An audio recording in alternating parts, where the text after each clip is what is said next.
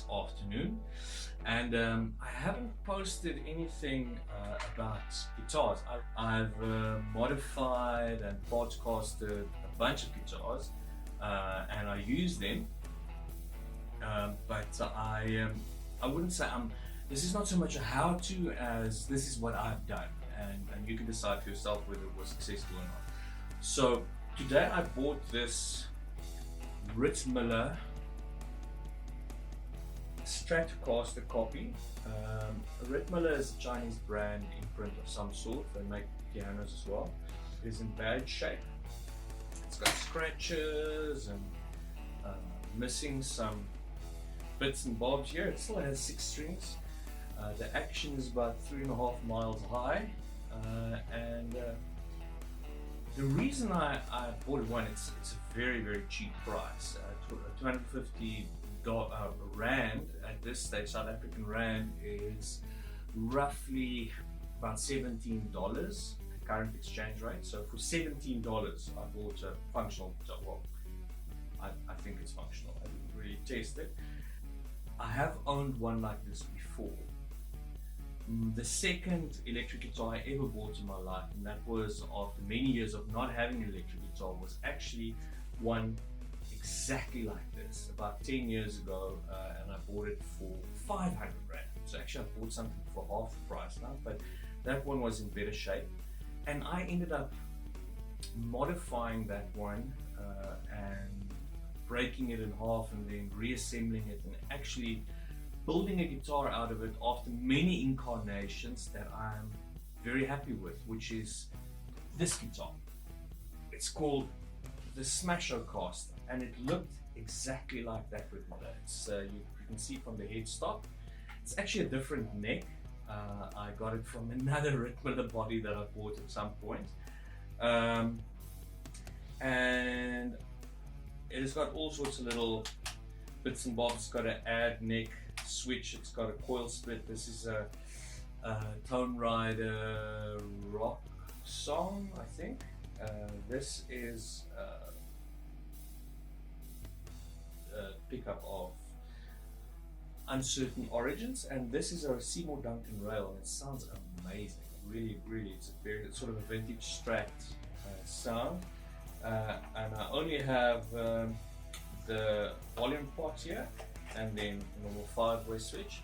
So this is actually, I think it has 9 or 11 options. I don't know, but it sounds great. It's actually, I mean, I really enjoy it, and many of the songs in my CRASHTACKLE discography. So when I used to record as CRASHTACKLE, specifically, you'll see this guitar still looking like this in a song called Hammerfall.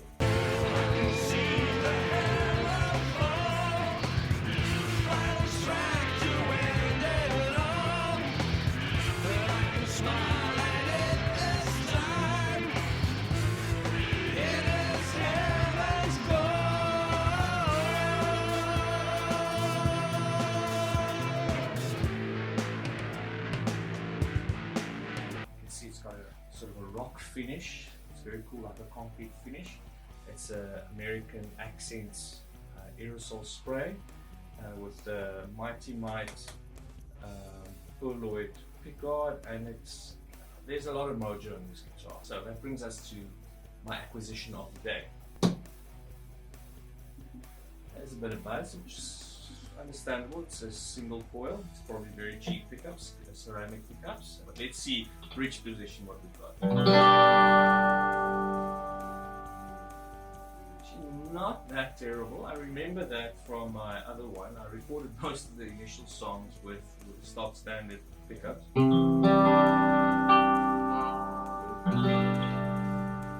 there's a bit of a ring there. Okay, so obviously there's an option with a switch that needs to be addressed, or an issue, not an option. Middle pickup. Not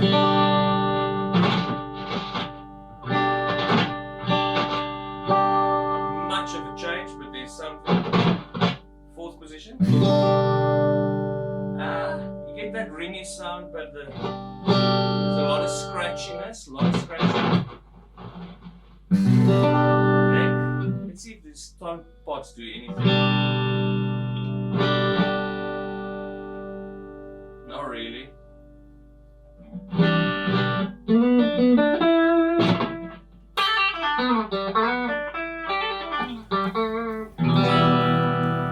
Okay, obviously it has no tuning stability, like you can see. I don't know what not sure what the person attempted with the bridge here, but it's lifting out of the body. The action is ridiculously high. The neck seems straight. The frets are actually not that horrible. Yeah, it's quite heavy, which is a good sign. I've noticed that with the other one as well, the Rittmiller, that was quite a heavy body. It was actually solid. It wasn't plywood, which was interesting. I'm not sure what type of wood it was. So I get the sense it's maybe rejects from another manufacturer that they just buy over, or it's a bigger manufacturer that just makes these cheap guitars from the leftovers. No idea what I mean. Whether I'm going to relic it, whether I'm going to just sand it down and try and build a super strat out of it, or if I'm going to go all punk and just put stickers on it. I don't know. I haven't decided what to do with our Rittmiller project guitar yet, but what I am going to do is take these horrible strings off.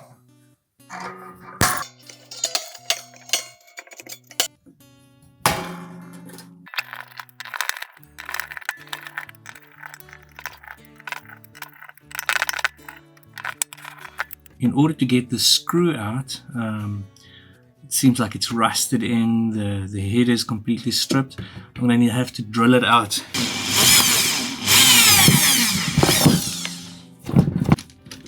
I'm not too worried about the paint job. That's why I don't have anything protective under here, because I'll probably end up sanding it off anyways.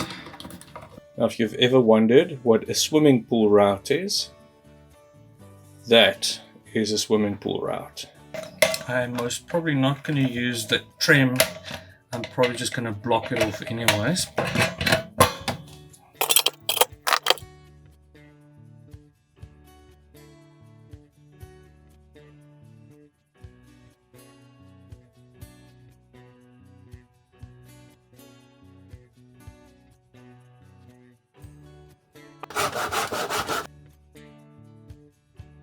Okay, so what I've done is I've just added a little piece of wood in there just to fill out this cavity that is normally reserved for the trem bar, but I'm going to use a fixed bridge, so I just had to fill in this cavity a little bit more. I used a little bit of scrap wood, just filled in the cavity, and I'm just going to allow it to dry before I sand it all off, and then that should, most of it should be hidden under the bridge.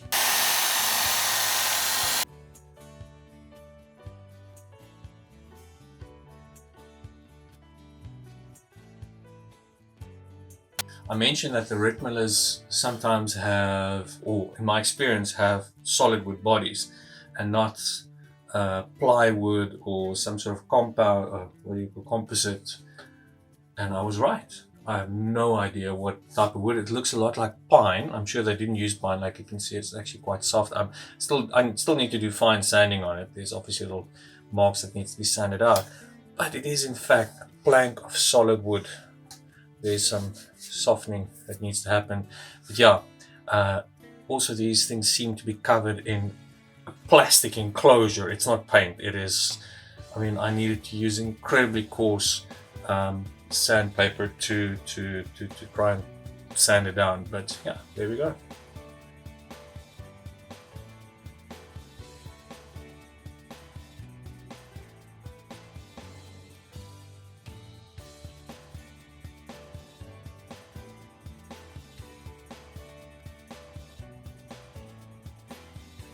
Okay, so I've sanded the body down to about a 180 grit. Remember, this is going to be a weathered look, so with using a circular sander, there is a little bit of marks that it cut into, but that's fine. For what I'm doing, it's fine. It needs to look a bit weathered, a bit old. The dings that are in there, that's, you know, okay. I just took the worst out, but there's like texture, which is fine. The shape is all nice. I did sand in a bit of indent here, just so you can access the the 12th thread further a little bit better. Now I'm going to prepare it with tea. So this is just old tea bags. I took a whole bunch of them. It's been drying for probably about 2 hours now. And what I'm going to do is I'm going to paint this on the body, and the tannins in the tea will bind with some of the wood tannins, and then once we apply the vinegar and steel wool solution, it should start aging very quickly.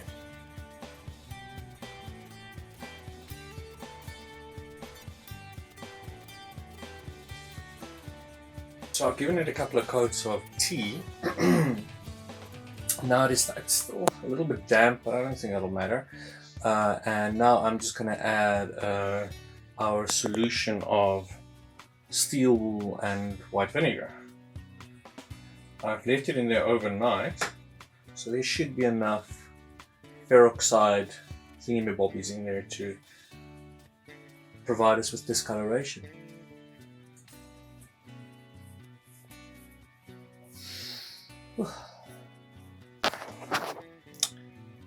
That's rad. It's not even 2 minutes and you already see graying starting to happen in the wood.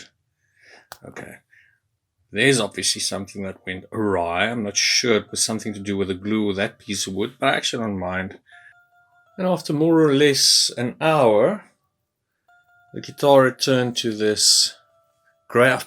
I painted in a lot of tea, so there was a lot of tannins that could get to work, so it's quite grey. I'm liking it. It's very cool. Looks rough. And yeah, I am now considering actually doing a proper distressing job and just hitting it with stuff as well. And I've decided to distress the wood just a little bit. It's not perfect as it is anyway, so might as well distress it a bit. Just create some dings and so forth. I've sanded down the finish a little bit, so I want the wood to start showing through, but I'm not changed my mind. I'm not too crazy about it being that grey. My smash caster, the very first one, is quite grey, and this is cool, but I just feel like going crazy. So I've got some cherry wood stain, so I'm going to chuck that on top of this and see what this is quite dark, so I'm going to apply it quite light. See what happens. That looks different.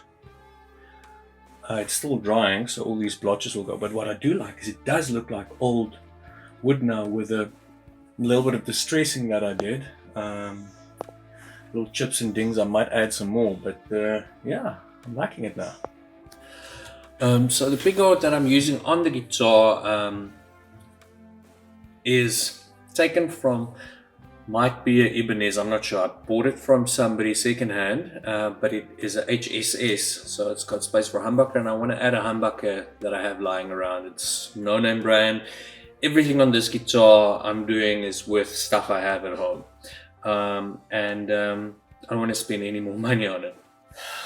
It's at this point that I should probably think before I do stuff, but I'm keen to make this look old and fit more in with the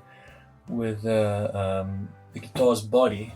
And I have this old coppery colored paint, natural copper, so I'm thinking maybe I should give it a bit of a copper tinge and see what that works like. I had some black left over that I sprayed on here, just left a little bit of droplets. I just sprayed a couple of droplets on there, let it dry a bit, and now I'm spraying the copper, but I want it to sort of just look like rusty old metal, really. See what works. And I don't mind that it's blotchy. So jumping forward to past the painting bits, I just exactly the same way that I did the scratch card. I just sprayed the pick covers. Obviously this humbucker I had lying around, and I just sanded that down in exactly the same way that I did all the other hardware. And I put new electronics, a new volume pot, a push-pull tone, that'll give me an add neck, so that in any position I can add the neck pickup. So I'll post my wiring diagrams. I'm not going to show you inside because my wiring is not exemplary in terms of soldering and whatever, and I'm a bit short in wire, so I couldn't follow color coding. It looks a bit wild, so I'm not going to show you that. I'll show you a little bit of a... But that's it. The humbucker comes from a full guitar, some Korean knockoff that I still have, that I put a bunch of tone riders in, which is a very cool guitar. And I kept these two little ceramics that the guitar came with. They're fine. But I just want a little bit more fatness in the bridge. So yeah, also this I just painted with the copper spray paint that I had. And I just sanded it down with 220 grit. Because I don't want it to be like shiny. It's obviously supposed to look like old red, not relic wood, but like old wood that's been oiled a bunch. So this is how I check if my wiring is functional. What I do is I take a little paper clip or anything, I plug it into my amp, get all the settings. Okay, so bridge position. Can you hear this bridge position? But no neck. You normally pick up a little bit there, but that's just middle. Now these two should make a noise. Middle position, only this one should make a noise. Now these two should. And now only the neck. Now, because I've got the push-pull pot there, I should have the bridge and neck, yes, but this one should be dead. The moment I go into second position, all the pickups are on. And that's how I test it. Okay, so I strung it up. Quick run through again. Obviously there's just when you start doing intonation and setting up, you realize, ooh, the bridge wasn't quite in the right position, so I had to move it forward a little bit again. And I had these old stove knobs, and I just added that on there for a bit of vibe. And like you saw in the video, I scratched and painted and whatever and made the guitar this way. In terms of electronics, it's not. I'm sure it's not an improvement necessarily on what I had. That I can do once I have money again and I'm out in the working world again. But I just sanded this down a little bit. I'm just gonna dial in guitar rig. Just a very basic sort of clean preset. It's got 800 clean, which I would imagine is JCM 800 clean. I see they've got a bit of flange area, a bit of reverb. Let's see what that sounds like. So that's through an amp. Not too bad.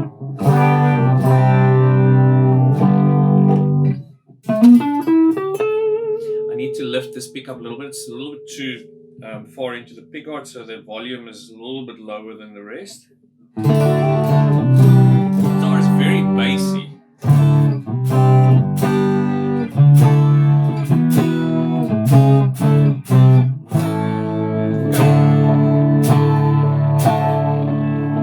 I like the second position. And add the next special. Let's just give the JCM 800 a bit of a boost. It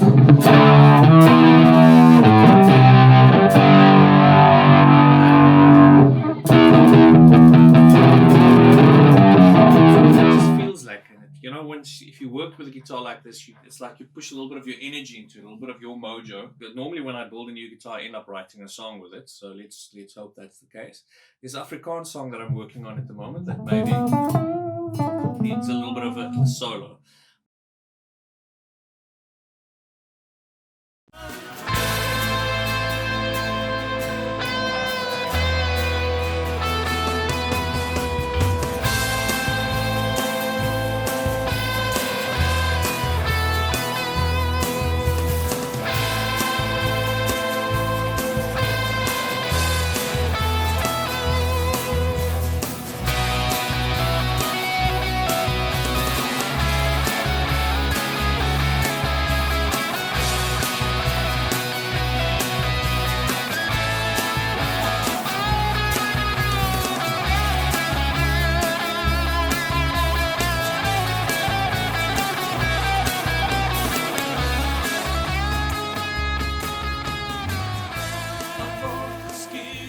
you watched all the way to here, you're a champ.